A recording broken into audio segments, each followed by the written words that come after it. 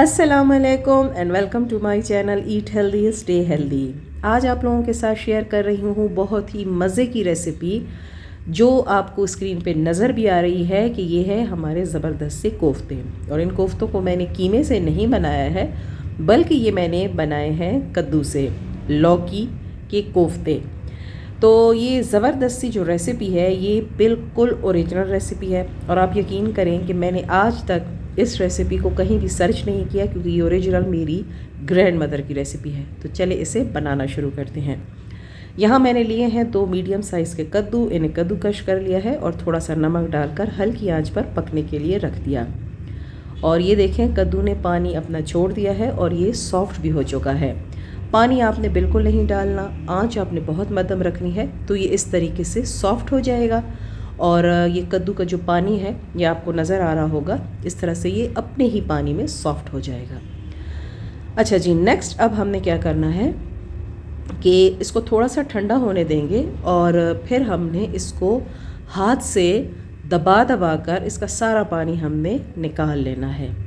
गरम गरम नहीं करना वरना हाथ जल जाएगा, तो इसको थोड़ा सा आपने ठंडा कर लेना है। तो अब मैं इस तरह से थोड़ा सा हाथ में ले लूँगी और इसको हमने दबा देना है और आप ये देखें कितना इससे पानी निकल रहा है और ये सारा पानी हमने इस तरीके से इससे निकाल लेना है। ये देखें जी, इस तरीके से दबा दबा के हम सारा इससे निकाल लेंगे और इसे मैं ट्रांसफ़र कर देती हूँ दूसरे बाउल में। ये देखें इस तरीके से हो गया, पानी मैंने सारा निकाल दिया और ये इसका पानी है। आप इसे फेंके मत, आप जब ग्रेवी बनाएंगे तो आप उसमें यूज़ कर सकते हैं। अच्छा जी, अब जाएंगे इसमें कुछ स्पाइसेस, जिसमें मेरे पास मेथी है, धनिया है, लाल मिर्च है, ज़ीरा है, गरम मसाला है, कुटा धनिया है और नमक है। और मेथी से ना इसका टेस्ट बड़ा ही ज़बरदस्त आ जाता है और आप देखिए मैं अपने हर खाने में मेथी ज़रूर यूज़ करती हूँ। और नेक्स्ट इसमें जाएगा हमारे पास ये बेसन है जिसको मैंने थोड़ा ड्राई भून लिया था। इस तरह से इसका कलर थोड़ा चेंज हो जाए, यानी थोड़ा सा पका लें ताकि बेसन का कच्चापन ना आए। और अब इसमें मैं जो सालन डालने वाले चम्मच होते हैं ना, तो मैं ये 2 चम्मच इसमें डाल दूँगी। फ़िलहाल के लिए मैं 2 ही डाल रही हूँ, फिर अगर बाद में आपको फ़ील हो कि ये थोड़ा पतला है तो आप इसमें डाल सकते हैं। और अब मैं इसको अच्छे से मिक्स कर दूँगी। अच्छा, नमक का आप थोड़ा ख्याल रखें, हर नमक पे आप हाथ हल्का रखें, क्योंकि मैंने जब ये बॉईल किया था तब भी मैंने इसमें थोड़ा नमक डाला था और इस स्टेज पे भी मैंने डाला है। और फिर जब आप ग्रेवी बनाएंगे तो उस टाइम फिर आप चख लें, अगर आपको नमक कम लगे तो आप डाल सकते हैं। मतलब नमक आपने थोड़ा चेक कर कर के डालना होगा, ठीक है जी, एकदम से इकट्ठा नमक आपने नहीं डालना। ये देखें जी, ये डो बिल्कुल अच्छे से बन चुकी है और मैंने यहाँ बस 2 चम्मच ही डाले थे बेसन की। अब जी मैंने इसके बना लेने हैं कोफ्ते। इस तरीके से हाथ पे इसको रखेंगे, थोड़ा प्रेस करेंगे और अब हम इसे गोल कर देंगे। आप यकीन करें ये इतने ज़बरदस्त बनते हैं कि आप जब ये खाएंगे ना तो आप कीमे के कोफ्ते भूल जाएंगे। अच्छा जी, मैंने रख दी है कढ़ाई और इसमें अब हम अपने कोफ्ते जो हैं डालते जाएंगे। एक एक करके पहले टेस्ट के लिए एक डाल देती हूँ। अच्छा जी, ये हो रहा है तो फिर हम और भी डाल देंगे इसमें। ये आहिस्ता आहिस्ता मैंने सारे डाल दिए और जब आप इसमें डाल देंगे तो एकदम से आपने इसमें चम्मच बिल्कुल भी नहीं चलाना, थोड़ा वेट करेंगे और जब ये एक तरफ से हल्के से गोल्डन हो जाएंगे तो फिर हम इसे टर्न कर देंगे। ये देखें अच्छे से ये हो रहा है, बस ये लाइट गोल्डन हो रहे हैं और अब मैं देखिए इसको मैं टर्न कर देती हूँ। इस तरह से हमने इसे टर्न कर दिया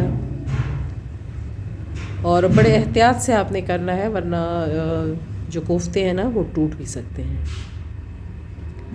तो ये भी एक बड़ी अच्छी ऑप्शन है अपने बच्चों को सब्ज़ियाँ खिलाने की, क्योंकि जो हमारी नई नस्ल है, जो टीनेजर्स हैं, तो वो सब्ज़ियाँ बिल्कुल भी खाना पसंद नहीं करते हैं। तो इस तरीके से अपने खानों में वेरिएशंस लाएं तो फिर बच्चे खा लेते हैं उस चीज़ को।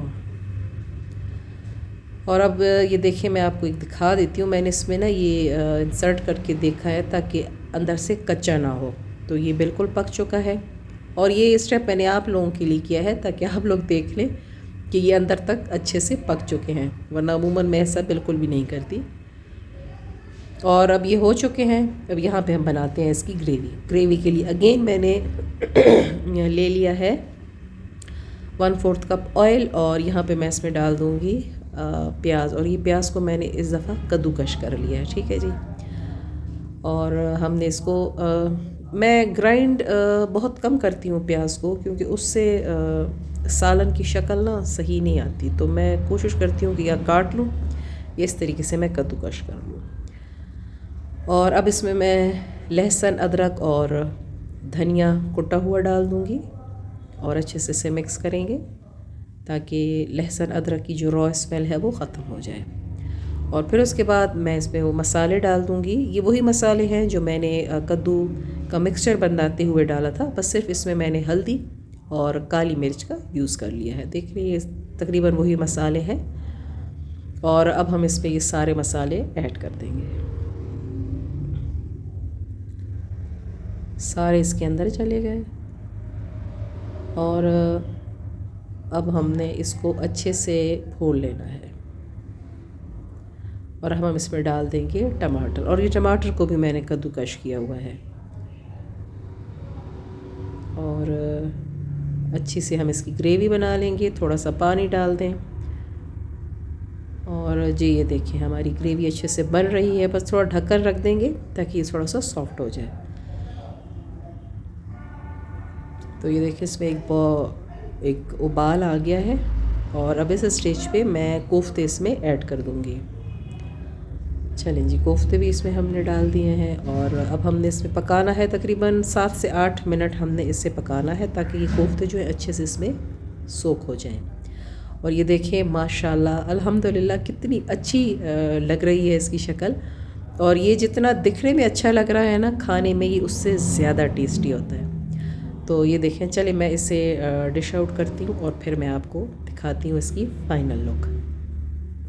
तो मैं उम्मीद करती हूँ कि जब आप इसे ट्राई करेंगे तो आप बहुत ही इन्जॉय करेंगे इसे। तो ये देखें हमारी ज़बरदस्त सी लौकी कोफ्ता की रेसिपी रेडी है। उम्मीद करती हूँ कि आपको आज की रेसिपी अच्छी लगी होगी। अगर अच्छी लगी है तो मुझे लाइक, शेयर और कमेंट ज़रूर कर दीजिए। और मेरे चैनल पर नए हैं तो इसे सब्सक्राइब कर दीजिए। अल्लाह हाफ़िज़।